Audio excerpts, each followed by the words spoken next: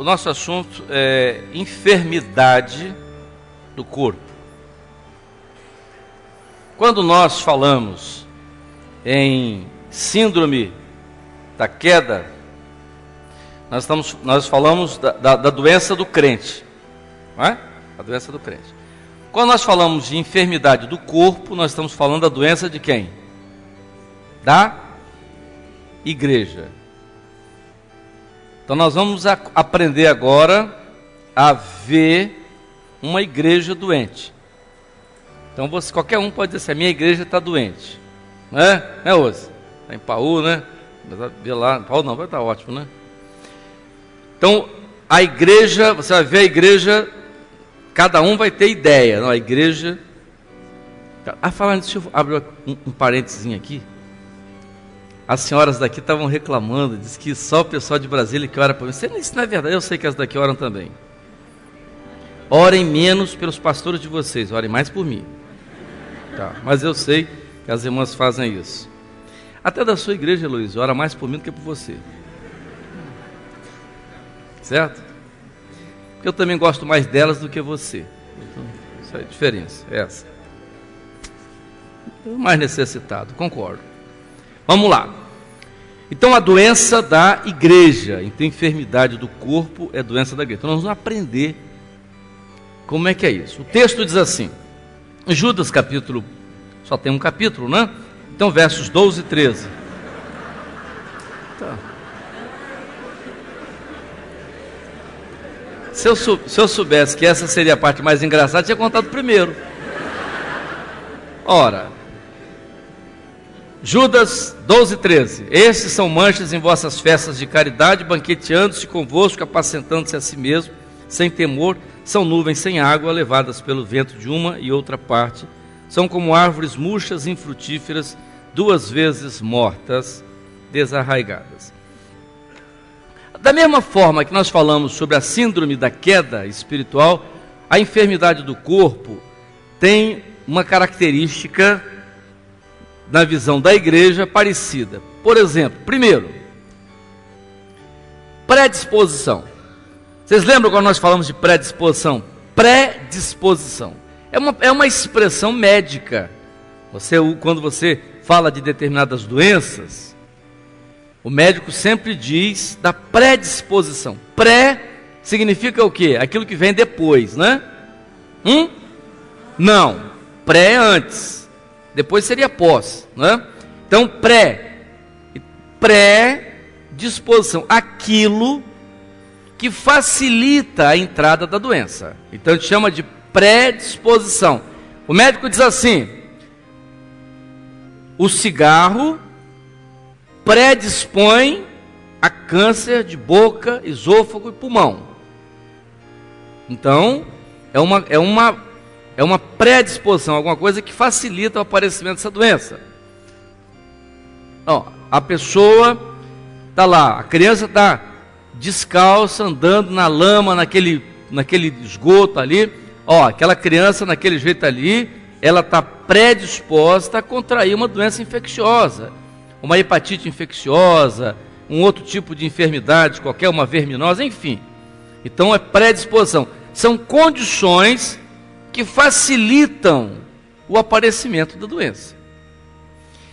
Então aqui nós estamos falando da igreja. Então, predisposição. O que facilita? Quais as condições dentro da igreja que facilitam o aparecimento dessa doença na igreja? Primeiro, ímpios. Então, ímpio é quem vive como o mundo. O mundo vive em impiedade. Então, é pecado, então é aquela situação do mundo. Então, você não pode ter o crente dentro da sua igreja que viva na mesma condição do mundo. Você não pode fazer isso. Um dia, eu saí do meu consultório, tinha uma lanchonetezinha, um barzinho do lado, fui tomar um café e o dono estava rindo. Eu cheguei e começou a rir, ele e o funcionário, rindo e tal. Você está rindo de mim. Eu falei, fulano, o que houve? É comigo? Não, senhor, não, nada não, senhor, e tal. Ele continuou, tal. Continuaram a rir, mas ria de quase enrolar. Eu, rapaz, tem um negócio errado, só estou eu aqui. Vocês dois, e vocês rindo desse jeito, o negócio é comigo. Ó, o que está dizendo? Não, esquece. Apertei muito. Aí ele disse assim: se o senhor tivesse chegado aqui 5 minutos antes, eu ia ver uma coisa engraçada. O que era? Um crente da sua igreja tomando cerveja aqui na mesa. E tal, eu falei: engraçado isso? Da minha igreja não tem crente beberrão, não. Alcoólatra, não. Tá? Aí, não, aí todo mundo riu. Mas eu fiquei: quem será?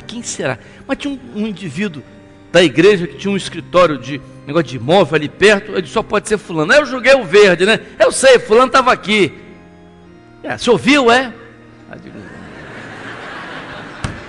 Aí tal, era o que eu queria. Aí eu fui para a igreja, cheguei na igreja e tal. Antes do culto, aí vem ele com a esposa, né, com a Bíblia, né? Paz do Senhor, pastor. Eu digo: não, peraí. Hoje você me fez passar vergonha lá na lanchonete do lado do meu consultório. O indivíduo que você estava lá tomando cerveja. Você, né, tá, cerveja, né, e tal, tudo certo, tá tudo bem. É muito simples. Você não faz parte dessa igreja. Mas a igreja é pública. Eu digo: pública, mas eu tenho o direito de chegar na frente da igreja e dizer que você não é membro da igreja. Isso eu posso fazer. Olha, irmãos, o senhor fulano e tal não é membro dessa igreja. É aqui conosco, mas não é. Eu vou dizer isso. Mas a minha família, então você escolhe. Então você para de vir aqui. Senão eu vou dizer. Por quê? Porque o indivíduo amanhã vai lá na igreja, chega de lá, olha de lá e diz: igreja Amadeu, rapaz, que esse crente, tudo é igual a gente mesmo, rapaz, tudo assim igual mesmo, tal, tudo bem, tá tudo bem. Então é ímpio. Então você tem o ímpio, daqui a pouco você isso é uma predisposição para que a igreja adoeça. Então você começa a disseminar, o jovem começa a ver isso, começa a aprender: tá tudo certo, é assim mesmo, é tudo, né? Então vai. Então é predisposição, ímpios, adormecidos, acomodados. Nós temos uma luta hoje. A nossa luta hoje é o domingo de manhã. Nós medimos os crentes adormecidos domingo de manhã. Você pega pelo domingo de manhã. O culto de domingo de manhã é a medida dos crentes adormecidos. As pobrezinhas das crianças, doido para vir a escolinha, mas a mamãe dormiu demais, papai não sei o que lá, a mamãe não sei o que lá, e fala: morre, o pastor morre, você, pelo amor, irmã, você traz o filho para... vocês... perdi a hora e tal. Ninguém perde a hora para trabalhar, ninguém perde a hora para fazer o exame, ninguém perde a hora para ir no cabeleireiro, ninguém, entendeu? Mas perde a hora para vir o culto, 8 horas da manhã, que é o culto da manhã. Então, pessoas acomodadas. Daqui a pouco você está com um problema com os filhos não estão vindo na escola, você não está ensinando a eles, você não ensina em casa, eles também não têm acesso à igreja para o aprendizado. Então você tem isso, aí daqui a pouco você tem aquele monte de criança com problema, então você tem um problema, porque quando as crianças têm problema, os adolescentes da igreja estão cheios de problema, então você está com a igreja com problema, a igreja está doente. Mas por quê? Falta de acesso a esse trabalho que é uma revelação do Senhor. Crentes acomodados, você tem isso. Tem crente que só vai à igreja uma vez por semana, domingo à noite. Por quê? Essa semana não deu para ir não, porque era os últimos capítulos da novela. Estava tão bom, mas era tão... Os últimos capítulos da novela estavam tão interessantes, né? Então, olha, mulher que vê novela sempre tem dificuldade, né? Tem dificuldade. A gente sabe disso, porque isso é um troço mais oprimido que existe, esse tal de novela. Não existe um troço mais oprimido. Toda mulher que vê isso, ela tem uma dificuldade. Ou está doente, ou está com um negócio, tem uma opressão qualquer. Não é? A mulher. Homem não, porque homem não vê novela. Olha, se há uma coisa nessa obra, homem não vê novela. Homem nessa obra é homem. É mão no bolso, fala toda assim, tal, coisa. Não. É homem que vê novela, tá um negócio difícil. Tem não. Na obra tem isso não. Não tem, tá? Você não vê que essa conversa não tem não. Obra tem na obra. Homem nessa obra. Se é um negócio que nessa obra existe, é definido mesmo. Homem é homem, mulher é mulher, tá tudo certo. O negócio está tudo bem esclarecido com relação a isso. Não há problema. Você pode ver, você vê os jovens, né? Os jovenzinhos lá, os meninos, crianças, tá tudo durinho, andando tudo meio duro assim. Isso, tá bom. Tá isso mesmo. Então, insubordinados, rejeitam a dominação. Então, se você pega uma igreja, o crente que não atende revelação, uma igreja que não atende às revelações, é uma igreja que está sujeito a certas dificuldades. Então, isso são condições que facilitam a doença da igreja. Então são predisposições, são condições que facilitam a igreja a adoecer. A igreja doente é uma igreja que não pode realizar a obra do Senhor. É o corpo doente, como é que vai trabalhar? Não é verdade? Quando você está doente, você chega no médico, antes de consultar, o senhor pode me dar um atestado? Primeira coisa que ele pede é o atestado. Não, estou doente, não posso trabalhar. Então o corpo doente não pode trabalhar. Se está doente, às vezes está doente mesmo, então não pode trabalhar. Então a igreja doente, ela não vai realizar a obra do Senhor. Então como é que você vai identificar a igreja se está doente? Então tem sinais e sintomas. Sinais são aquelas coisas que você vê, você olha, você vê, não é? Então o médico, quando vai examinar um doente, a primeira coisa que ele observa são os sinais que o doente tem. São aspectos do doente que chamam a atenção para uma determinada doença. Então são sinais. Sintoma é aquilo que o doente fala com você. Então ele queixa. Então o sintoma você não vê. Ele diz assim, eu estou com dor aqui. Você não está vendo a dor aqui. Ele está reclamando que tem dor aqui. Então isso é sintoma. Eu sinto dor aqui. Sintoma. Sinal, ele está vindo lá, está com, entendeu? Está mancando. Não é? Então é um sinal, você está vendo sem que ele diga alguma coisa. Então, sinais. Então, o texto da palavra diz assim, manchas. Então, o que é manchas? Então, você não, a igreja, quem você olha para a igreja, as pessoas estão sendo usadas, como é que está a vida da pessoa? O crente, como é que está a vida dela? Se você tem uma vida dentro da igreja, sendo usada com certas dificuldades, isso é um problema para a igreja. Você tem uma irmã, ela é usada em dons, ela está de mal com duas irmãs. Isso é um problema para a igreja, isso é uma mancha. Eu não acredito, eu não aceito a revelação daquela irmã não gosta da outra. É verdade, é problema, isso é dificuldade. Então você tem, isso é um testemunho ruim dentro da igreja, isso cria uma situação desagradável dentro da igreja. Às vezes, os pais fazem isso em casa, fala mal dos irmãos dentro da casa, atrapalha os próprios filhos. Então, são manchas.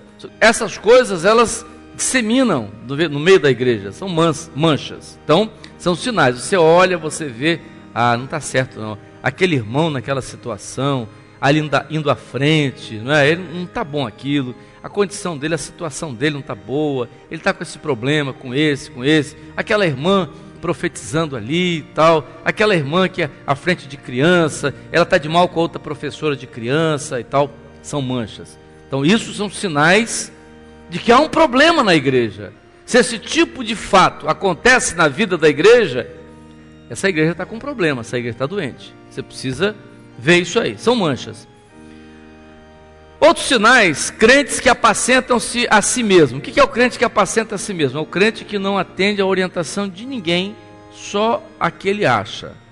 Então ele tem as ideias dele, prevalece a ideia dele, decide, ele tem as revelações para ele, às vezes familiarmente ele coordena todas as coisas, é o dom que ele teve, a revelação que ele teve e tal. Então apacentam a si mesmo. Eu tive um caso quando eu estava em Vila Velha, de uma irmã, ela colocou um rapaz, era envolvido com drogas, se converteu, ela pegou esse rapaz e botou dentro de casa.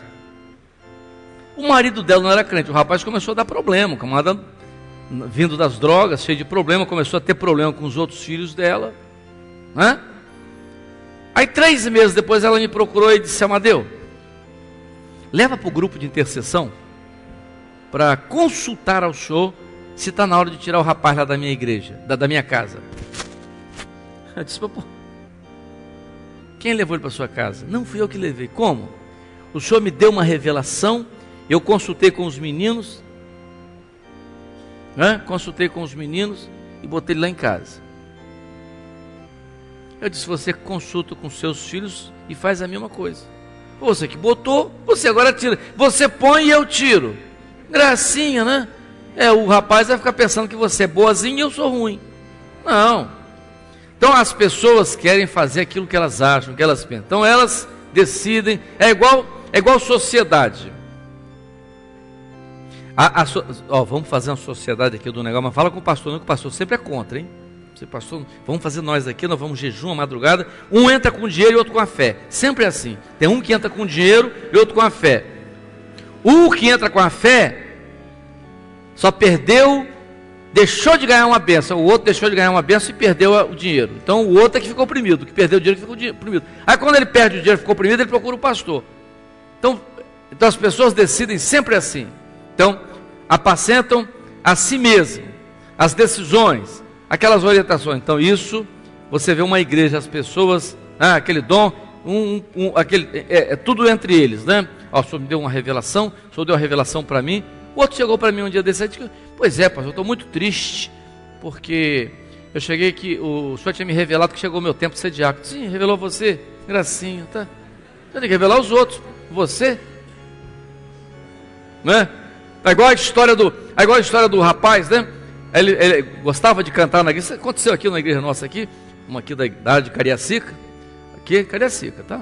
Aí o cantor e tal, aí ele meio vaidoso, o senhor deu uma revelação, deixou ele 90 dias sem cantar. Aí o pastor, depois de 90 dias, consultou o senhor: não, vou constar, tadinho, vamos deixar ele voltar, tudo bem. Aí não, o senhor permitiu. Aí chamou o rapaz, aí irmão, você já vai ser liberado. Pastor, olha, o povo já estava clamando pela minha voz. Aí o pastor disse: novamente afora, vai você tem que cantar novamente. Mais 90 dias. Tal. Então vejam, tem essas coisas. As pessoas acham que a decisão é elas, que Deus está falando com elas e tal. Então apacenta assim mesmo, isso não é bom. Isso não é bom. Não tem temor. Não tem temor. O que é isso? O senhor dá uma revelação, ele não atende. Ele não tem temor, o senhor está falando, está tudo do mesmo jeito. Nós tivemos um caso interessante que um irmão, ele pediu para consultar o senhor para ir para Cachoeiro. Ele tinha que tratar de um negócio em Cachoeiro. Mas ele foi à noite e chamou para consultar. E o senhor deu uma revelação que ele não fosse. Só que ele já estava com tudo pronto para ir. Só consultou, né? Só para dar uma satisfação ao pastor. Aí entrou na dificuldade porque o senhor disse: não vai. Aí ele chegou, chamou a esposa e disse: fulano, olha só, eu vou sair cedo de madrugada, eu vou e volto. Não fala para o pastor, hein? Tá certo? De noite eu estou no culto, ele não vai saber de nada. Só que ele foi e chegou lá em Cachoeiro, ele deu uma batida, bateu com o carro, e o guarda veio abordar ele, ficou nervoso, desacatou o guarda prendeu ele, estou na cadeia. Aí chegou de noite, não estava no culto. Cadê fulano? Pastor fulano está em Cachoeiro. Cachoeiro? E está preso. Preso. Aí voltou e tal, conseguiu ser liberado na outra semana. Pastor, que experiência, pastor, glória a Deus. Experiência de desobedecer. Pastor, eu tive uma experiência maravilhosa. Eu estava preso, aí eu tive um sonho, que eu tinha que pagar a fiança, e a fiança era um cheque, e o cheque estava escrito assim: sangue de Jesus, assinado por Jesus. E eu fui com o cheque, quando entreguei ao delegado, o delegado pegou o cheque e falou assim: realmente o valor da fiança é essa mesmo, só que o seu cheque está sem fundo, porque o sangue de Jesus não opera na desobediência. Foi, aí veja só, então, foi uma experiência? Foi, porque não adiantou ele clamar, porque ele estava na desobediência. Então, sem temor, você não pode ter o crente na igreja sem temor, ele tem que saber que Deus está falando. Então isso, uma igreja, quando os crentes não atendem à orientação do Senhor, uma igreja está doente, facilmente enganado. Eles são facilmente enganados. Você viu fulano? Olha que coisa linda, eu estava com a dor no estômago, botei um copo d'água em cima da televisão, aí fez aquela oração, fechei os olhos, tomei aquela água toda desapontada, que glória a Deus, agora está tomando água benta. Olha só, nós que estamos na obra sabemos que a água, lá quando eu era lá na minha religião do passado, eu gostava daquela gotinha na cabeça, jogava assim, eu recebi uma gotinha daquela, Agora o sujeito quer mais, é um copo de água benta. Então vejam, o senhor não tem ensinado isso. Então as pessoas são enganadas. O senhor viu o movimento que surgiu agora? Tem um movimento ali que o pastor levanta a mão, cai 30. Na obra o pastor levanta a mão e o caído levanta. Mas lá está caindo. Então as pessoas gostam. Você viu a igreja que... Então as pessoas são enganadas. São enganadas, por que são enganadas? Porque não estão integradas no corpo, que não estão vendo o que o Senhor está falando, não estão atendendo aquilo que Deus está revelando, aquilo que Deus está falando, o propósito do Senhor nessa obra. Então, uma igreja que é volúvel desse jeito é uma igreja doente.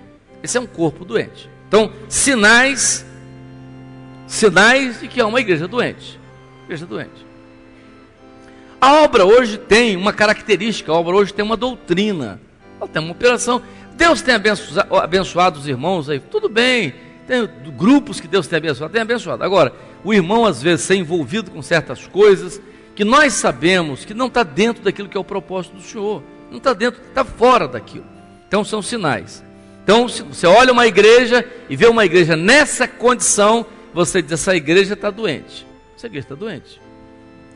A igreja está doente. Veja uma coisa que quero dizer para vocês aqui. Você vê esses programas de televisão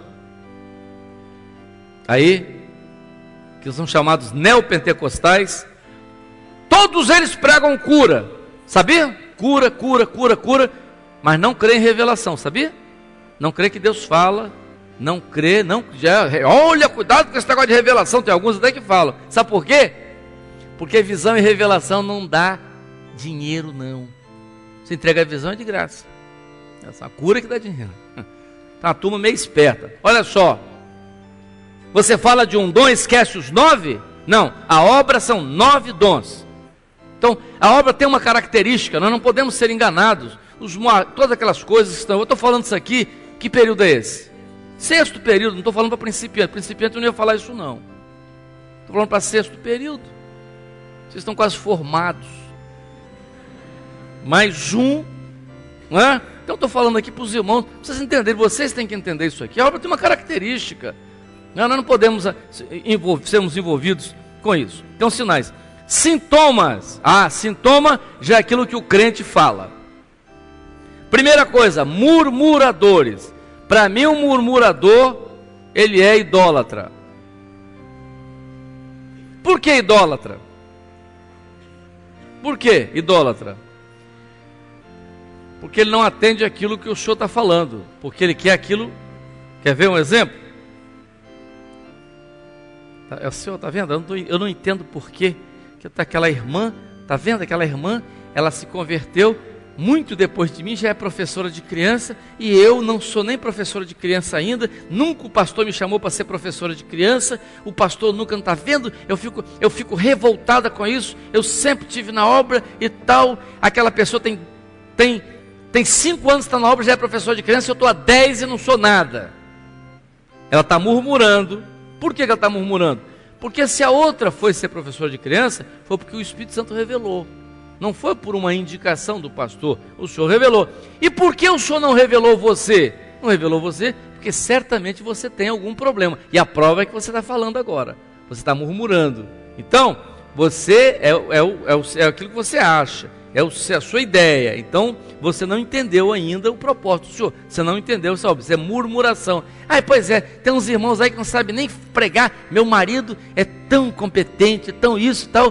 Pois é, não é diácono ainda e tal. Mas são diáconos, aqueles que são da panelinha do pastor. Olha, isso é murmuração. Porque o diácono nessa obra, ele é levantado por revelação do Espírito Santo. Não é por indicação do pastor. O Espírito Santo revela, o Espírito Santo mostra. Então, quando você tem pessoas desse jeito dentro da igreja, isso atrapalha a igreja. São murmuradores. O pastor, está lá, pastor, que misericórdia, tal. Então começa mensagem. Tem gente que no culto de quinta-feira mede quem é que vai orar por ele. Ele olha assim, se ele está num banco que vem um determinado irmão, ele já dá uma disfarçada, levanta, pula para o outro. Porque ele quer que venha um que tenha visão com ele. Ele não quer essa oração, né? Assim, coisa que não acontece nada, eu não quero isso não. Quero oração de poder, que tenha uma visão, uma revelação. Se tiver uma interpretação de línguas, é uma glória. Não é? Então vejam, Você tem que aprender pela fé, que às vezes o irmãozinho na simplicidade orou por você, não entregou nenhum dom, mas Deus operou. Você recebeu pela fé. Então você entendeu que Deus está operando no corpo, e a oração daquele irmãozinho, Deus abençoa a sua vida. Mesmo que não aconteceu, mesmo que não foi revelado, não apareceu um dom, mas Deus abençoou. Então, isso você vê, você sente na vida da igreja. Então, uma igreja espiritual, uma igreja que está vivendo isso, são servos, né? Então você observa isso. Então, às vezes, quem vai pregar hoje na igreja? Irmão fulano, tá, misericórdia, vou lá não. Então não vai. Então você tem culto, por exemplo, tem irmãos, hoje não é o dia do pastor, não, metade da igreja fica em casa, não é pastor, quem vai pregar hoje? É um diácono. Vou lá nada, diácono não vai. Por quê? Porque ele acha que o pastor não vai, Jesus também não vai, entendeu? Só foi o diácono, Jesus hoje não vai não, só vai anjo, o dia Jesus não vai. Então esperar, digo que o pastor vai. Então, por que isso? Então, não é, a obra do Senhor não é assim. Deus abençoa, o Senhor usa, tá? O Senhor está presente ali. Queixosos de sua sorte. Há uma coisa muito interessante, às vezes, no crente, ele começa a se queixar, né? Às vezes um negócio não vai bem, aí ele começa a botar a culpa no Senhor. Está vendo? Quando eu estava no mundo era melhor. Eu tinha 5 carros, agora não tem nenhum. Então, por quê? Você tinha 5 carros e devia 10. Agora você só tem um, mas é seu. Então, queixando. Então, mas eu vim para a obra, parece que piorou tudo. Então, isso aí é uma falta de fé, é uma dificuldade, é doença isso. Queixosos de sua sorte. Concupiscentes. Os concupiscentes são aqueles que vivem da concupiscência da carne. São carnais. Não mudaram ainda as características, certas coisas, certas linguagens, certos costumes. Há certas coisas que o crente muda. Tem que mudar. Nós éramos de um jeito, somos de outro. Você não pode esperar, tá? Certas coisas, certo tipo de palavra, certo tipo de abordagem de assunto, certas coisas que são próprias da carne, do mundo que está vivendo. A igreja não pode ser carnal. Não pode, ela tem que ser espiritual, mais espiritual. Não é isso? Então essas coisas, você vê os crentes assim muito, né, essas coisas, então isso é concupiscência da carne. Arrogantes. Não concordo com isso, não concorda com aquilo. Olha, você não concorda? Por quê? Eu lembro que na igreja existia um homem, e ele era o maior crítico da igreja. Ele abria a cadernetinha dele, toda a mensagem, anotava o dia, o pregador, e ficava com a caderneta e com a caneta só para anotar os erros da mensagem. Para terminar a mensagem, dizer, você errou aqui, errou aqui, errou aqui, errou aqui. Aí um dia, rapaz, que bobeira é essa? Negócio, não, eu não estou aqui, Amadeu, eu não estou aqui para fazer a vontade do homem. Eu estou aqui para fazer a vontade do Espírito Santo. O que você me diz não interessa e tal. Aí Jonas era vivo. Jonas, eu estou pouco no negócio. Aqui eu faço a vontade do Espírito Santo. Não estou aqui para atender o homem, não. E o Jonas teve uma revelação com ele. Chamou ele e disse assim, o Senhor me deu uma revelação que aqui na igreja o maior servo do homem é você. Virou bicho. Jonas, essa revelação não. Essa eu não aceito essa revelação. Você não teve. Jonas, tive sim, sabe por quê? Porque o Senhor me revelou que o maior servo, você é o maior servo de si mesmo. Você é o maior servo de você mesmo. E você é homem. Então você só faz aquilo que você acha, que você pensa, que você quer. Então você é servo de você mesmo. E você é homem. Você não ouve a voz do Espírito Santo. Você ouve a voz da sua razão. E ele ficou quietinho, porque era essa a verdade, né? Mauro lembra disso, né? Então, vejam uma coisa. Então, arrogantes. A obra não é de arrogantes, a obra é de servos. Servos. Às vezes fala, o senhor vem, mostra. Nós somos corrigidos todos os dias. Né? Corrigidos todos os dias. Quem mais apanha na obra? Quem mais apanha na obra? Não. Instrumentista e grupo de louvor. Mas também eles, se você deixar, eles matam o pastor. Matam infartado. Eles infartam o grupo de louvor e os instrumentistas. Tadinho, né? Eles são bonzinhos, é a benção. Você vai ver tem uns aquele olharzinho angelical, né? Mas tem hora que eles falam, né? Mas ninguém fica sem eles, não. É um mal necessário, né? É uma benção. O dia que eles faltam na igreja é uma tristeza. Cadê os instrumentistas, gente? Cadê o grupo? Todo mundo sente falta. Mas dão uma mão de obra. Mas é uma benção. Eu gosto deles. É briga de amor, né? E tal. Mas não é fácil, não. Os instrumentistas, de vez em quando, eles tiram um som diferente. É uma luta. Mas eles não podem ser arrogantes, não. Se instrumentista for arrogante, a gente crucifica de cabeça para baixo. Então, tem que ouvir. É isso mesmo, tem que ouvir. Nós ouvimos, os pastores ouvem. O presbitério nos corrige todos os dias. O diácono, que maravilha o diácono, né? O diácono, esquecemos o diácono. O diácono, essa bênção, né? É o que menos apanha. Mas o diácono não pode ser arrogante, senão nunca vai ser nada. Ele tem que ser servo mesmo. Está ouvindo, ouve. Porque na verdade, todos nós somos servos do Senhor. E é isso que o Senhor quer fazer. Escarnecedores. Agora eu vou parar aqui e falar um assunto muito sério. Nós estamos terminando essa aula.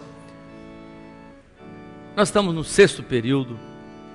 O 6º período, né, os irmãos já estão mais experientes. Eu queria fazer uma advertência aos irmãos. Levem isso muito a sério. Os irmãos do Rio, aí de Brasília e tal, de Maceió. Essa obra, ela tem uma história. Há um preço que foi pago e ela é do Espírito Santo. Isso nós não temos a mínima dúvida.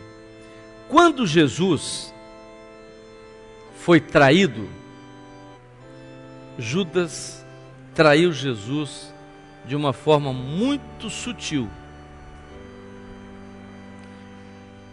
Talvez a grande maioria que estava perto não percebeu a sutileza de Judas. Judas traiu Jesus com um beijo.